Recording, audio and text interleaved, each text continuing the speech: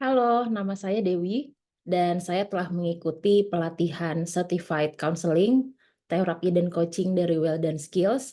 Pengalaman saya mengikuti pelatihan ini ada banyak banget hal yang dipelajari dan hal-hal baru yang menjadi insight saya, yaitu seperti cara-cara yang benar untuk konseling, struktur konseling, kemudian berbagai macam terapi, dan saya juga baru tahu ternyata ada terapi yang bernama spiritual emotional freedom technique atau SEFT dalam sebuah terapi itu, dan juga cara-cara untuk coaching dan bedanya mentoring, coaching dengan konseling. Jadi banyak banget hal yang saya pelajari di sini.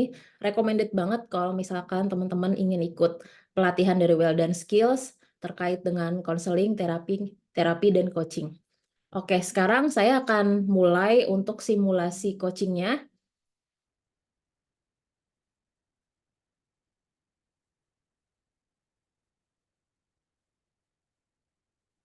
Sorry, simulasi konseling.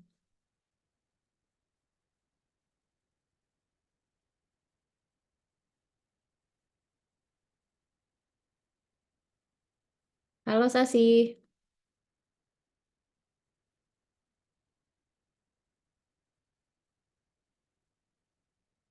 Maaf, maaf. Halo, Bentar. nggak Oh, apa-apa. halo, bentar Dewi. Gue mau duduk dulu. Ya, mungkin langsung direkam ya, Sas. Iya, iya. Bentar, bentar. Nggak apa-apa, nggak apa-apa. Tadi ada salah, tadi aku udah salah salah ngomong, jadi kita sekarang mau simulasi konseling, bukan simulasi coaching. Tadi aku ngomongnya simulasi coaching. Gue malah nyisir lagi, maaf, maaf. Nggak apa-apa. Oh, eh bentar, sebentar, sebentar. Udah jelas belum, Dewi? Oke, jelas-jelas. Oke. Gue kusut. Nggak apa-apa, nggak apa-apa. Ya, Oke, biasa. coba Oke. kita buka dulu ya, apa namanya, Iya. dengan pembukaan dulu sebentar. Oke, selamat siang, Kak Sasi ya. Selamat datang di sesi simulasi konseling ini. Makasih banget udah mau meluangkan waktunya untuk kita ngobrol-ngobrol ala-ala konseling hari ini. Kalau boleh tahu, mungkin bisa perkenalan namanya dan domisili di mana dan profesinya sebagai apa? Ya, nama saya Sasi. Saya domisilinya di Tangerang Selatan. Terus kemudian profesi saya sebagai konsultan di bidang non-profit, khususnya hak-hak asasi manusia dan juga event organizer. Jadi emang agak beda gitu sih. Tapi Ya. menarik nih Kak Sasi profesinya. Kira-kira apa sih yang bikin Kak Sasi itu tertarik dengan profesi itu? Karena saya tuh tertarik banget dengan pengembangan pengembangan masyarakat seperti itu ya. Dan dengan latar belakang saya di bidang pariwisata dan lingkungan, menurut saya di beberapa daerah itu masih banyak orang-orang yang membutuhkan bantuan secara mungkin bukan bantuan ya, lebih tepatnya kayak arahan di bidang pengembangan dan di bidang kayak human resource development seperti itu kan. Nah, cuman saat ini yang jadi isu mungkin kebanyakan di bidang inequality atau ya inequality salah satunya berdampak sama hak-hak pekerja seperti itu sih. Dan juga terkait dengan event organizer, jadi karena mungkin saya memanfaatkan bidang saya di bidang pariwisata sebelumnya, jadi saya mengambil keahlian saya itu, walaupun saya nggak belajar itu ya, cuman mungkin saya banyak kenal dengan orang-orang di bidang itu, jadi saya mengembangkan bisnis tour and travel, juga bisnis event organizer, seperti itu sih. Oke, jadi kira-kira yang mau kita bahas di sesi ini di topik apa Kak Sasi? Di topik tentang bisnis sih. Oke, mm-mm. Ya. Bisnis ya, oke. Mhm. Jadi sebelumnya kalau boleh tahu apakah Kak Sasi pernah eh, ikut dengan sesi konsultasi juga, konseling juga? Sorry. Untuk konseling itu mungkin belum pernah ya, mungkin pernahnya lebih ke arah coaching kali ya, coaching juga, tapi fokusnya di bidang professional development sih. Maksudnya bukan di bidang bisnis yang saya lagi kerjakan saat ini. Oke, oke, terima kasih. Jadi sekali ini kita mau simulasi konseling. Sebagai informasi, jadi nanti kurang lebih sesi ini akan berlangsung selama 30 menitan. Dan nanti kasasi boleh kalau misalkan nanti selama sesi konseling ini kira-kira merasakan emosi seperti apa, itu bisa diluapkan emosinya. Mungkin bisa siapkan kertas kalau misalkan mau digenggam, kalau misalkan merasakan emosi marah. Bisa siapin air minum juga kalau misalkan nanti ingin minum dan sebagainya. Jadi kita di sini bisa saling sharing aja dan ngebahas topik bisnis yang pengen kasasi bahas hari ini ya. Kalau boleh tahu, bisnisnya itu yang mau dibahas tentang apa ya? Bisnisnya itu di bidang konsultasi I.O. ya, event organizer dan juga, tour and travel sih. Jadi, memang, lebih ke palu gada gitu jadinya ya semuanya ada gitu sih. Cuman sekarang, lebih fokusnya ke event organizer sama ke, tour and travel.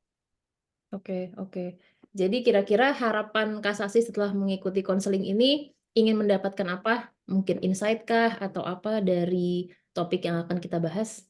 Harapannya mungkin lebih ke arah insight juga kali ya, butuh, feedback dari eksternal juga, kurang lebihnya di mana, terus action plan-nya kira-kira apa yang bisa dilakukan setelah melakukan konseling ini.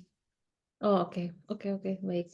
Oke, jadi mungkin, Kak Sasi bisa ceritain kira-kira background-nya saat ini, sedang melakukan bisnis apa, terus kira-kira apa aja sih yang udah dilakuin untuk, eee, menggarap atau Hmm. mewujudkan bisnis itu, gitu. Oke, Silakan. mungkin, ya, terima kasih. Mungkin singkatnya, sedikit latar belakang kali ya. Jadi dulu karena saya itu bergerak di bidang konsultasi, urban planning, saya jadi sering banget tergabung ke dalam tim, di mana saya terlibat sebagai konsultan, project koordinator, project officer, untuk, mengerjakan misalnya RIPDA, rencana induk, pariwisata daerah seperti itu. Nah, kemudian, saat ini saya ingin mengembangkan hal tersebut lagi. Akan tetapi mungkin karena persaingannya juga tinggi, jadi saya itu, mencoba peluang-peluang lain yang ada apa gitu di pemerintahan. Di pemerintahan kemudian yang ada itu salah satunya adalah terkait dengan, tour and travel. Tapi mungkin spesifiknya itu seperti pengembangan seperti capacity development gitu ya, pengembangan sumber daya. Nah, karena itu kan, terkadang mereka membutuhkan I.O. atau terkadang mereka membutuhkan tour and travel. Di pemerintahan karena, fokus saya kebanyakan pemerintahan. Nah, dari berbekal pengalaman saya yang dulu, jadi, yang saya sudah lakukan ini, saya sudah mengerjakan beberapa project terkait juga dengan, capacity development ini, di beberapa, provinsi dan juga ada kementerian juga. Nah, yang saya lakukan ya, seperti normalnya konsultasi pada biasa konsultansi, umumnya ya, mulai dari, kayak mengerjakan, permintaannya apa, terus kemudian proposalnya seperti apa, terus kemudian merencanakan kegiatannya seperti apa, dan juga sudah dilakukan juga. Kemudian saya juga sudah, mencoba untuk mengontak beberapa orang, untuk partner ya, maksudnya untuk partner karena kan saya kerja tidak sendirian, jadi, saya mengontak beberapa partner yang saya bisa ajak kerja sama, dan kebetulan saya juga belum punya, perusahaan sendiri, jadi saya selama ini selalu, menggunakan, perusahaan orang lain untuk, mendapatkan pekerjaan tersebut, seperti itu. Cuman memang, tim lead-nya tuh ada di saya, seperti itu sih. Sejauh ini sih seperti itu, dan sekarang memang sedang ada project lagi yang sedang berjalan, seperti itu sih. Kalau ada yang kurang jelas mungkin bisa ditanyain juga. Oke, oke, Kak Sasi. Jadi, fokus bisnis saat ini tuh lebih ke capacity building untuk, tour and travel atau I.O. dengan pihak pemerintahan seperti itu ya? Iya, heeh, I.O atau travel dengan fokusnya capacity building, seperti itu sih. Oke. Dan, kalau misalkan boleh tahu, kira-kira saat ini Kak Sasi prioritasnya kemana nih? Kan tadi, tadi Kak Sasi bilang kalau misalkan selama ini pakai perusahaan orang lain Mmm. untuk mengerjakan project-project gitu. Nah, menurut Kak Sasi apakah ke depannya mungkin, pingin terus kerjasama dengan perusahaan ini atau mungkin terpikir untuk buat perusahaan sendiri gitu? Nah, sebenarnya terpikir untuk membuat perusahaan sendiri, cuman memang banyak plus minusnya dan, eee mungkin dari kesiapan saya dan kesiapan project itu, mungkin saya masih agak ragu gitu ya. Dalam artian, yang saya dengar, saya belum mencari informasi lagi, kalau misalnya perusahaan dalam waktu 1 sampai 3 tahun atau 1 sampai 2 tahun itu, kalau ketika saya baru bikin PT, itu saya harus dapat sebanyak-banyaknya, klien ya, kalau enggak, nanti portofolionya akan rusak dan saya biasanya sih solusinya saya harus membuat PT lagi, seperti itu. Nah, untuk menuju ke arah sana, saya jadinya, sekarang lagi membuat, networking dulu nih. Jadi ketika saya PT-nya udah jadi, udah bisa langsung running, seperti itu sih. Jadi nggak selama 1 sampai 3 tahun tuh nggak saya yang ngejar-ngejar, klien, sehingga nanti udah habis 3 tahun saya ternyata nggak dapet klien, harus bikin lagi, kayak gitu sih. Tapi ya itu, challenging-nya karena ya challenging aja sih, kayak masih masih nggak tahu arahnya, terus project-nya kan juga kadang-kadang nggak ada gitu. Oke, Kalau berarti kalau dari segi plus minusnya yang aku tangkap dari cerita Kak Sasi, berarti lebih baik yang sekarang itu ya, maksudnya coba ngerintis sendiri tapi ngumpulin klien Eee, terlebih dahulu gitu ya? ya itu sih yang terpikirkan saat ini ya. Oke, oke. Kalau misalkan untuk, aku kurang tahu untuk pendirian PT ya, cuman apakah dari segi permodalan dan sebagainya, kan soalnya setahu aku tuh kalau PT, dia ada beberapa jenis gitu ya, ada yang bisa perorangan, ada yang kayak harus, langsung modalnya besar di awal gitu. Nah, kira-kira kalau misalkan untuk bikin PT yang perorangan gitu dengan modal yang mungkin masih minim, apakah Kasasi sudah pernah mencari, sumber-sumber atau mungkin konsultasi di bidang legalitas PT ini? Iya, sebenarnya saya juga terpikirkan untuk membuat PT perorangan. Akan Mhm. tetapi, ketika saya konsultasi juga dengan beberapa orang, ini juga saya baru dapat informasi karena teman saya juga punya PT perorangan, katanya sih itu agak susah ya untuk, nanti kalau udah urusan administrasi pemerintahan tuh susah. Mungkin kalau UMKM gampang ya, kalau, perusahaan perorangan, PT perorangan.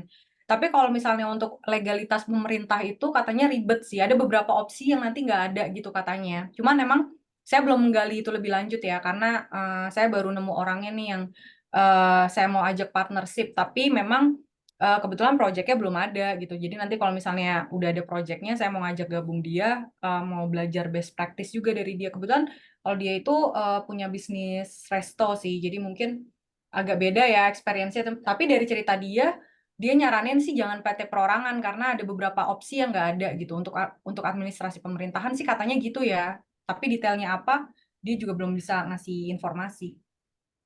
Oke.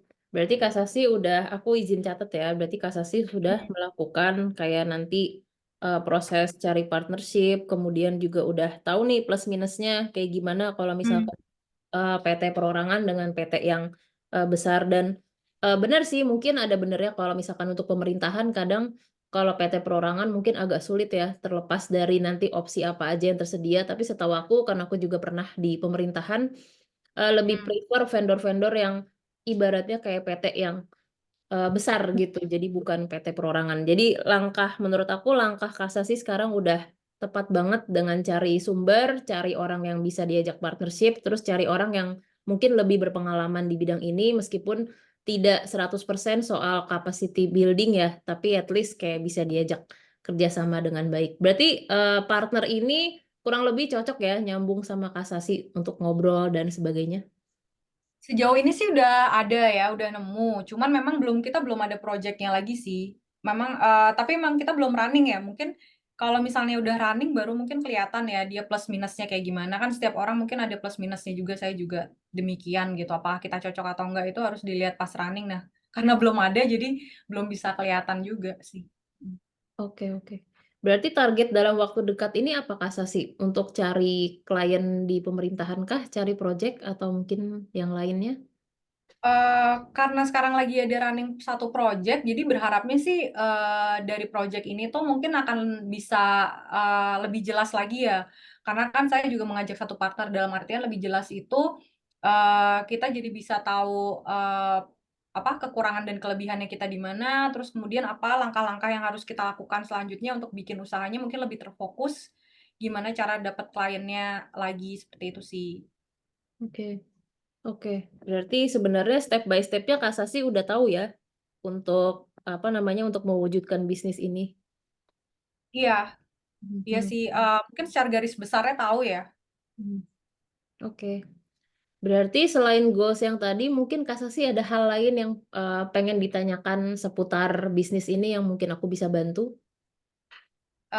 Ada beberapa sih, misalnya, kayak sebenarnya mungkin agak bingung kali ya, agak bingung kayak misalkan, pertama dari pemodalan ya, dari pemodalan, terutama karena ini kan bisnis pemerintahan kayak gitu, mungkin dari modal, yang cukup besar kayak gitu. Nah, terus ada juga kepikiran untuk merambah sektor swasta, Mhm, eee, tapi masih ragu-ragu, pertama modal, kedua sektor swasta, ketiga itu mungkin fokus bisnisnya kali ya, fokus bisnis maksudnya kayak niche, punya niche tersendiri atau, lebih baik dibuka umum gitu. Sebenarnya, karena saya bergeraknya tuh sebenarnya dari permintaan sih, bukan dari, kadang-kadang, orang lihat dari supply and demand gitu, tapi mungkin ngelihatnya dari apa yang orang butuhin saat ini. Nah, tapi saya emang karena emang orangnya ada yang misalnya ada yang membutuhkan gitu, kayak beberapa orang misalnya nyari capacity building, atau event organizer.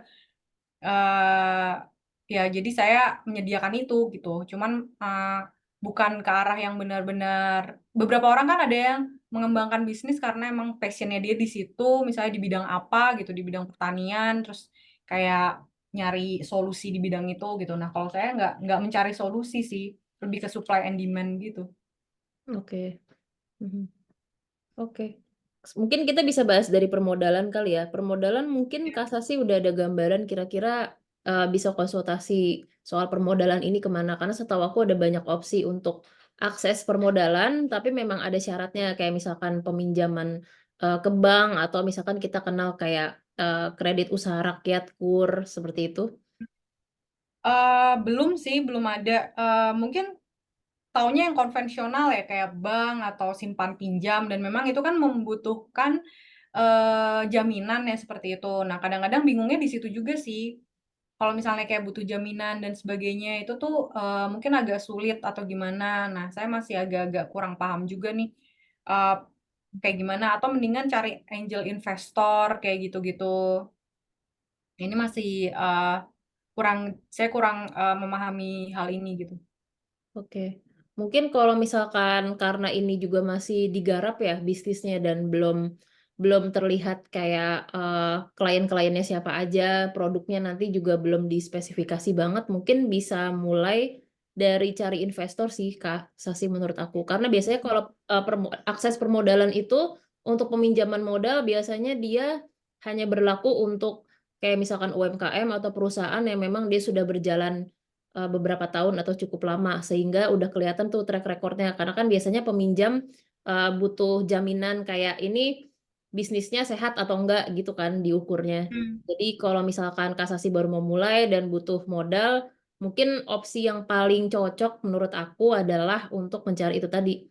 investor atau misalkan partner yang sekaligus juga bisa jadi, investornya gitu. Jadi nanti dia selain investor, dia bukan cuma investor pasif, tapi dia juga ikut terlibat di dalam manajemen bisnisnya, seperti itu. Mungkin opsi itu sih yang bisa kita pertimbangkan gitu. Oke, oke. Iya, makasih. Ya, terus kalau untuk swasta yang tadi poin kedua, kalau misalkan kasasi perusahaannya atau mungkin bisnisnya diarahkan ke swasta, itu apakah nanti bisa tetap ngambil proyek pemerintahan dan sebaliknya bisa bisa jalan beriringan atau gimana? Saya belum kebayang, tapi sepertinya bisa ya, sepertinya bisa. Cuman mungkin memang kalau misalnya jadi, ada dua-duanya gini mungkin lebih ke modal aja kali ya, fokusnya mungkin. Tapi sebenarnya bisa sih. Cuman, yang saya bingungin adalah, kadang-kadang orang tuh fokus gitu, misalnya pemerintah pemerintah, swasta swasta gitu, jarang yang mau ngambil dua-duanya gitu sih, kalau saya lihat ya. Oke, oke. Mhm, Masuk akal sih, soalnya kadang, kalau misalkan jadi vendor pemerintah, dia bakal terus di koridor pemerintah dan sebaliknya sih, kalau swasta ya berarti dia terus di swasta. Cuman kalau menurut aku, kalau misalkan Kasasi mau coba, kan ini sambil ngumpulin modal dan sambil mhm. ngumpulin portofolio kan. Jadi, sambil nunggu misalkan fokusnya mau di klien pemerintah, tapi nanti mungkin mau ngambil job atau mau bantu-bantu, perusahaan swasta dulu nggak apa-apa banget, supaya nanti kayak portonya makin banyak dan pengalamannya juga makin banyak. Jadi nanti ketika ada pemerintahan yang butuh dan datang ke kasasi itu kayak lebih teryakinkan karena oh iya ya dia udah ada track record sama perusahaan swasta kayak gitu. Jadi buat aku, kalau menurut aku dari aku pribadi bisa open ke dua-duanya sih untuk saat ini kasasi gitu. Oke, oke. Makasih. Oke, sama-sama. Terus poin ketiga tadi untuk niche atau enggaknya ya. Sebenarnya kalau dari bisnis setahu aku memang harus niche banget karena kan kita harus menentukan target market yang tepat, yang sesuai, yang benar-benar apa ya, yang bisa kita petakan kayak demografinya dan perilakunya yang kira-kira cocok dengan service atau produk yang kita tawarkan gitu. Cuman mungkin menurut Kasasi ini balik lagi nih, plus minusnya apa kalau misalkan di niche down itu plus minusnya apa dengan kalau nggak di niche down dan kira-kira tuh kalau mau di niche down apa aja opsi yang terpikirkan saat ini? Mhm. Mmm, kalau misalnya di niche down ini sebenarnya, eee, lagi kepikiran, niche down ini tuh antara memang fokusnya niche di sini mungkin, yang terpikirkan tuh agak-agak lebih lebih general kali ya, maksudnya niche dalam artian bisa niche di arah, khusus misalnya fokusnya nanti capacity building, IO untuk capacity building misalnya gitu ya. Ini kan Mhm. udah niche banget, atau lebih niche-nya itu, eee, ke arah tour and travel aja gitu. Eee maksudnya itu lebih fokus ke yang satu misalnya lebih ke IO capacity building ke mana aja bisa, satu lagi mungkin ke tour and travel. Sorry kalau misalnya nggak jelas ya, soalnya masih bingung antara niche-nya itu, niche ke jenis usahanya eee, atau lebih ke arah bentuk yang ditawarkan kayak gitu sih. Walaupun emang, sebenarnya dua-duanya mirip-mirip, karena kan, memang mirip-mirip ya, Hmm. cuman perbedaan di struktur administrasi aja. Jadi kepikiran antara, mau fokus ke tour and travel yang menyediakan, hal-hal kayak gini atau mau lebih fokus ke, project-project, atau mungkin lebih tepatnya kayak, ke pemerintahan jenis tertentu gitu. Jadi masih agak-agak nggak tahu fokusnya di mana gitu. Oke. Sorry kalau agak kurang jelas ya. Soalnya emang, masih masih explore juga sih. Hmm. Oke, jadi Kasasi saat ini masih dalam tahap eksplorasi dan masih menentukan kayak fokusnya, apakah mau fokus jadi IO untuk capacity building yang nanti mungkin bisa menyediakan tour and travel juga atau sebaliknya ya, fokusnya di tour and travel yang menyediakan capacity building seperti itu ya? Ya, heeh, misalnya kayak gitu kan. Soalnya kan nanti juga bentuknya beda ya, kalau IO mungkin nanti kalau misalnya diperluas mungkin bisa bisa ke sektor-sektor lainnya gitu ya, sektor lainnya dalam artian, IO pernikahan atau IO-IO lainnya gitu ya. Hmm. Tapi kan, kalau misalnya fokusnya ke tour and travel, berarti cukup pameran yang berhubungan dengan tour and travel gitu. Terus juga lebih fokusnya ke tour and travel-nya. Jadi kalau misalnya memang, bisnisnya itu nggak ada kaitannya sama tour and travel, misalnya IO-IO pernikahan tuh otomatis ditolak kayak gitu kan. Jadi Mhm. kayak iya ya, kayak gitu sih yang masih agak-agak bingung juga. Soalnya ini memang dua dua cabang yang mirip tapi berbeda ya antara si Iya. capacity building ini sama tour and travel. Kalau misalkan dari segi riset marketnya sendiri, apakah Kasasi sempat riset kayak ini tuh lebih on demand, high demand yang mana nih antara CEO capacity building dengan tour and travel gitu? Jujur sih untuk riset sendiri yang market riset yang kayak, detail itu belum belum pernah ya, belum pernah seakademis benar-benar mencari risetnya gitu ya, demand-nya yang mana kayak gitu sih. Cuman, secara garis besar mungkin, eee, peminat tour and travel itu lebih banyak, daripada IO. IO mungkin lebih spesifik, tapi mungkin IO itu keuntungannya lebih besar ya mungkin ya, secara profit. Oke. Kalau Mhm. kalau aku boleh tahu dari pengalaman Kasasi sendiri lebih banyak yang mana? Lebih banyak yang untuk IO capacity building atau untuk tour and travel? Lebih banyak untuk tour and travel sih. Oke, oke. Kalau misalkan aku boleh kasih masukan dari yang tadi Kak Sasi ceritain, kalau misalkan dalam bentuk usahanya itu sebenarnya dua-duanya bisa jalan beriringan. Paling nanti untuk strategi marketingnya tetap harus dipisah. Jadi ada dua brand nih ceritanya gitu, satu brand untuk IO capacity building, satu brand untuk tour and travel. Tapi itu bisa dalam satu PT, dalam satu naungan perusahaan Mmm, usaha gitu. Cuma nanti tergantung kasasi nih mau fokus di mana. Sebenarnya menurut aku dua-duanya bisa jalan bareng-bareng dan mhm, dua-duanya sama-sama promising dan sebenarnya dua-duanya itu masih bisa masuk ke dalam niche down-nya lah karena itu kan diversifikasi produk ya. Kalau misalkan iya, cuma IO capacity building doang, sebenarnya ada opportunity lain yang Kasasi juga udah pengalaman di tour and travel, kenapa nggak diambil kayak gitu. Jadi menurut aku dua-duanya bisa jalan bareng-bareng, paling nanti dibedain kayak strategi marketingnya, kayak misalkan mau bikin Instagramnya atau Facebooknya itu pasti dibedain gitu. Jadi karena itu dua service yang berbeda meskipun saling berkesinambungan atau masih ada nyambungnya kayak gitu. Nah nanti tergantung nih sekarang Kasasi mau fokusnya mau fokus untuk hmm, mengutamakan, memprioritaskan yang mana di antara dua itu, gitu sih. oke oke. Jadi, branding-nya mungkin harus terpisah kali ya, biar lebih, Mhm. kenalnya lebih jelas juga. Betul. Kalau branding terpisah, cuman kalau untuk nanti dua-dua ini jalan bareng-bareng di satu PT atau di satu perusahaan yang nanti Kasasi buat bersama partner itu bisa banget gitu. Cuman ya dari segi branding pasti berbeda gitu sih. Mhm mhm mhm mhm. Oke oke oke. Mungkin terkait dengan branding ini boleh ada pertanyaan nggak ya? Boleh boleh, silakan. Eee, Sebenarnya aku agak bingung tentang marketing-marketing, bentukan yang kayak gini, ada yang bilang memang ini tuh penting branding gitu kan ya. Mhm, Cuman kadang kalau misalnya, targetnya pemerintahan itu kan banyak juga yang bilang, tetep aja harus diiklan, soalnya kan banyak juga milenial yang, udah jadi pejabat, tetap suka TikTok atau Instagram gitu. Cuman kadang-kadang bingung, eee, mungkin lebih bingung ke digital marketing-nya dan juga kalau misalnya jatuhnya dia bisnis to bisnis, itu tuh gimana ya sistemnya? Maksudnya branding-nya seperti apa gitu kalau misalnya bisnis to bisnis, tetap seperti, branding pada umumnya kita jualan gitu? Jualan-jualan produk-produk biasa atau mungkin emang ada teknik spesifiknya terkait, eee, digital marketing atau marketing yang berhubungan dengan bisnis to bisnis gini? oke. Oke, jadi kalau misalkan mau nentuin, apa namanya, sepengetahuan aku, kalau misalkan Kasasi mau Mhm, nentuin, misalkan let's say kita mau garapnya yang IO capacity building duluan nih, terus kita mau mhm, nge-branding gitu. Sebenarnya basically, B2B atau B2C sama sama aja mhm, strateginya.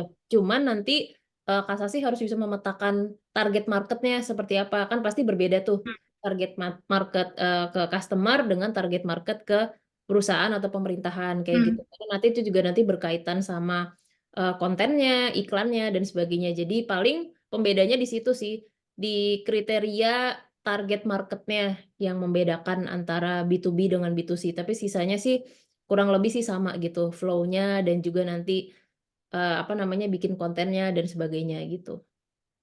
Mmm, mhm mhm mhm. Karena mempengaruhi ke target marketing-nya ini ya, untuk iklan-iklan dan sebagainya, seperti itu ya?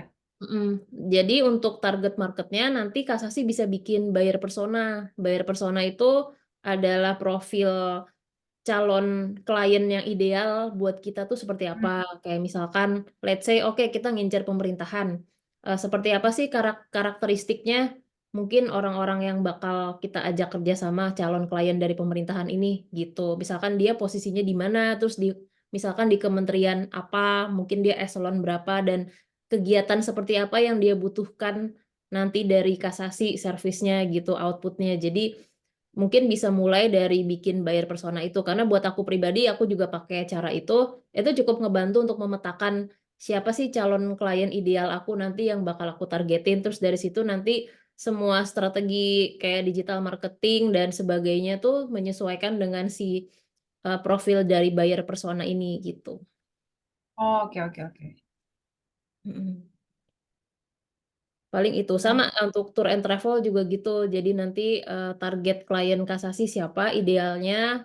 Biasanya sih nanti mungkin aku bisa kasih contohnya. Jadi kayak misalkan hmm, kisaran usianya berapa, terus misalkan hobinya si eh, klien ini apa, eh, psikografis, demografis dan sebagainya gitu. Jadi kita bisa lebih lebih terstruktur gitu nanti apa namanya strategi marketingnya juga gitu sih. Oh, oke oke. Eh, Mungkin sama konsultasi dikit kali ya terkait, kalau misalnya pemerintahan itu kan sekarang sistemnya rata-rata online ya, banyak sistem online gitu. Hmm. Kayak ada e-katalog, terus, SIP apa kalau nggak salah ya, untuk Hmm. kalau nggak salah ya. Nah itu kan dia nggak memerlukan iklan gitu ya, karena, fokusnya itu kayaknya ngelihatnya lebih ke aku belum pernah pakai, jadi nggak kebayang fokusnya apa, cuman kayak banyak yang bilang yang paling murah, yang paling menarik kayak gitu. Nah, aku kadang bingung gitu gimana cara kalau kayak gitu gimana ya? Apa lebih fokus ke harga, apa ke kemasan, atau gimana ya? Apalagi produknya ini kan belum belum berjalan gitu, maksudnya kayak masih merintis kayak gitu-gitu sih. Jadi agak nggak ngerti gitu loh. Oke, berarti ini produk untuk demo yang ditawarkan atau nanti produk yang mau dikeluarkan? Dua-duanya sih. Soalnya kan emang aku nggak pernah nyoba, aplikasi itu, cuman sepertinya sih itu kayak proposal gitu sih, kayak kayak apa, portal, proposal yang kita bisa lihat gitu, katalog lah, heeh. Hmm, hmm, hmm. Kalau katalog, mungkin aku saranin Kasasi bisa riset dari beberapa website katalog pemerintahan itu. Kira-kira mereka stylenya, modelnya seperti apa. Nah, kita bisa bisa kayak semacam niru modelnya dari situ, tapi nanti untuk kayak color palette dan sebagainya, branding itu balik lagi nanti ke brandingnya Kasasi seperti apa. Misalkan dari segi warna dan sebagainya gitu. Terus nanti juga mungkin bisa dibuat kayak semacam mock-up project. Jadi misalkan udah ada project nih, tapi mungkin belum dibuat kayak proposalnya, itu mungkin bisa dibuat untuk kayak display, kayak untuk contoh ini loh, kalau nanti ada pemerintahan yang kerja bareng sama Kasasi, mereka bakal dapet apa aja gitu sih. Jadi kayak semacam demo ya, mungkin bisa bikin demo. Cuma nanti mungkin lihat kayak pola yang sudah berjalan, mereka kira-kira modelnya seperti apa. Karena kan pemerintahan itu sendiri juga tergantung, bisa beda-beda ya, tergantung kayak occasionnya apa, terus kira-kira mereka lagi butuhnya tuh yang kayak gimana gitu. Jadi mungkin bisa kayak gitu dan mungkin bisa tanya beberapa teman Kasasi kalau misalkan ada di pemerintahan, kira-kira mereka preferensinya tuh kalau misalkan mau butuh servis yang serupa, itu apa sih aspek yang mereka cari? Kalau misalkan kita udah, itu kan semacam kayak market research kecil-kecilan. Nah, kalau kita udah ngelakuin itu, jadinya pas kita mau bikin mock up atau mau bikin proposal, kita udah tahu, oh kira-kira nih orang pemerintahan nyarinya yang seperti ini nih, karena kita udah survei langsung sama orang pemerintahannya, kayak gitu. Oh, oke oke oke. Mm-mm. Paling seperti itu. Mungkin ada pertanyaan lain, Kak Sasi? Pertanyaan lainnya belum ada sih.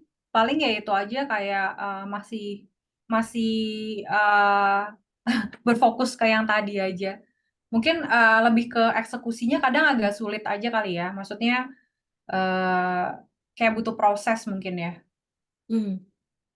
Betul, betul, betul Kak Sasi. Karena memang ketika merintis bisnis itu memang proses, terutama di awal ya, kayak di langkah-langkah awal, terus di tahun-tahun pertama tuh memang berat banget gitu. Cuman aku yakin kalau misalkan Kak Sasi memang passionnya di situ dan ada panggilan ke situ, serta ada demand-nya juga, jadi tinggal diikutin aja prosesnya gitu.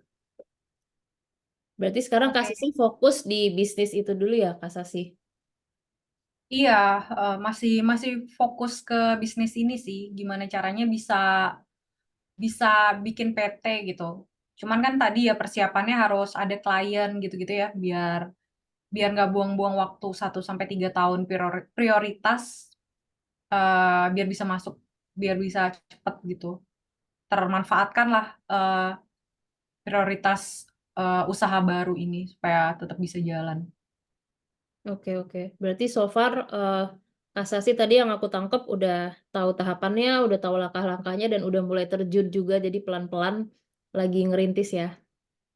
Iya, cuman Hmm. emang, ya itu sih sulitnya kayak, misalnya cari partner yang cocok atau investor yang cocok, itu mungkin agak susah ya, jadi trial and error terus gitu, jadi belum dapet-dapet aja sih, Oke. belum nemu yang cocok.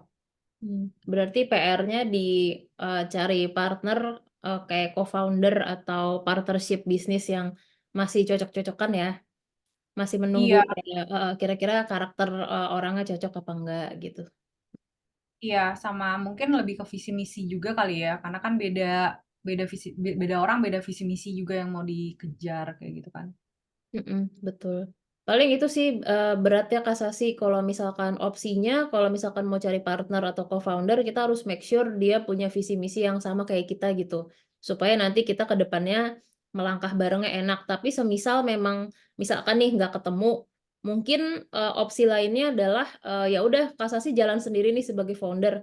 Tapi mungkin nanti nge-hire orang yang bisa jadi advisor atau bisa jadi manager untuk nanti jalan bareng gitu. Jadi dia posisinya bukan co-founder, bukan partner, tapi memang orang yang kasasi hire secara profesional. Karena biasanya kadang opsinya kayak gitu, kalau kita nggak ketemu partner yang cocok atau yang tepat, kita bisa mempekerjakan atau meng-hire orang yang kira-kira dia punya skill itu, meskipun mungkin dia belum bisa jadi partner atau belum bisa jadi co-founder, tapi dia punya skill yang bisa ngebantu kita untuk ngerintis bisnisnya gitu. Oh, oke oke.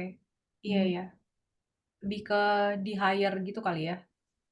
Lebih ke di-hire karena, kadang, aku juga sering sering lihat kasus kayak banyak kayak UMKM atau entrepreneur yang kemudian mereka split atau kayak kurang cocok sama co-founder atau partnernya setelah jalan sekian lama gitu. Which is mungkin normal ya karena manusia kan cocok-cocokan gitu, penjajakannya juga mungkin cukup lama, mungkin tahun-tahun pertama cocok, tapi setelah itu mungkin ada perbedaan visi misi dan akhirnya nggak cocok gitu. Cuman mungkin kalau mau mempertimbangkan opsi lainnya, alternatifnya yaitu tadi nge-hire orang luar untuk jadi manajer atau kayak semacam jadi CEO-nya lah, yang nanti dia Mhm, bisa bantu kita untuk alur bisnisnya, untuk bisnis development dan sebagainya gitu. iya iya. Oke oke. Mungkin, salah satunya juga karena kan persyaratan PT itu kalau nggak salah, harus ada 3 ya, 3 atau 3 kalau nggak salah ya, yang komisioner gitu-gitu, agak lupa. Cuman banyak yang nyaranin tuh mendingan saudara-saudara aja kalau misalnya emang masih jalan sendiri. Cuman kebetulan kayaknya nggak ada saudara yang bisa diajakin gabung gitu, makanya pengen ada co-founder juga gitu. Cuman ya tantangannya itu sih, kayak banyak yang masih maju mundur karena misalnya beda visi misi dan sebagainya. Emang sekarang udah dapet yang aku cerita itu ya, cuman, karena belum belum mulai, jadi kita belum tahu nih apa kita cocok atau enggak, kayak gitu kan. Masih masih on progress lah. Oke. Cuman, makasih sarannya kalau misalnya emang nggak memungkinkan atau misalnya pinjem nama kayak gitu kali ya, untuk membantu administrasi terkait. Mhm. Betul betul, pinjam nama terus Oke. akhirnya nge-hire orang, karena itu juga sih yang aku lakuin sebagai Mhm. perintis saat ini gitu. Ya Kak Sasi, aku yakin nanti pasti bisa ketemu jalannya dan bisa makin banyak step-step yang dijalanin tuh biasanya makin yakin dan pokoknya aku doain semoga semuanya lancar. Iya, Dan makasih, amin. sama-sama. Sekarang so far sebelum penutupan, kira-kira gimana dari sesi konseling ini? Apakah mendapatkan apa yang Kak Sasi harapkan? Iya, aku dapat beberapa insight aja sih, kayak misalnya, tadi terkait modal gitu kan, mungkin agak susah kalau misalnya pinjam secara resmi ke institusi tertentu gitu kan, karena butuh track record kayak gitu. Bener juga sih, masuk akal juga, jadi lebih fokusnya ke investor aja gitu kan. Terus juga, sektor swasta, bisa juga sebagai opsi. Terus untuk fokus bisnis mungkin aku harus riset juga dan ngasih branding yang berbeda gitu kan, ke 2 bisnis aku. Jadi, dapat insight baru aja sih dari bisnis yang aku lagi lakuin sekarang. Oke, oke. Terima kasih Kak Sasi feedbacknya. Mungkin nanti kalau misalkan ke depannya Kak Sasi ada topik lain yang ingin dibahas, kita bisa adain sesi konseling lain. Mungkin saat ini bisa kita tutup. Paling PR-nya yaitu Kak Sasi pelan-pelan aja jalanin prosesnya dan sambil cari partner dan permodalan dan sebagainya. Dan Pokoknya teriring doa, semoga lancar, dan terima kasih banyak udah mempercayakan aku untuk sesi konseling kali ini. Iya, makasih juga Sama, atas oke. insight-nya yang bermanfaat. Masa sih, ya, selamat siang, selamat beraktivitas. Ya. Ya.